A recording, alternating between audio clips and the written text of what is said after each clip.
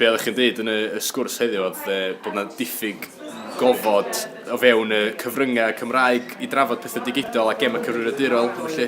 Ie, yn gyffredinol, mae ar draws teledu, radio a wasg yn gyffredinol, dwi'n meddwl.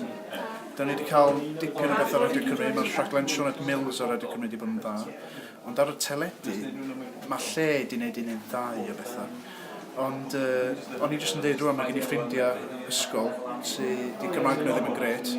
A dim ond dwy raglen nhw wedi gwachod yr Esbyd erioed, sef Come On Midfield a rhaglen Gary Slaymick o'r rhyw 10 mlynedd yn ôl, achos oedd o'n trafod gemau bob wythnos.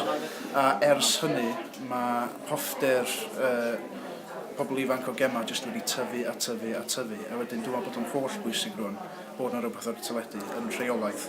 Dych chi weld bod mewn ffordd y cyfryngau yng Nghymru, dyn nhw ddim yn cydnabod bod hwn lot mwy poblogaidd rwan nag oedd o, a bod hynna jyst ddim wedi dal fyny mewn ffordd. Ddim yn cydnabod neu ddim yn gwybod, ella. Mae'r diwydiant jyst yn enfawr. Mae'r game Destinies newydd gael ei ryddhau wedi costio $100 biliwn o ddoleri i wneud, nath o'i bres yn ôl mewn un penwythnos.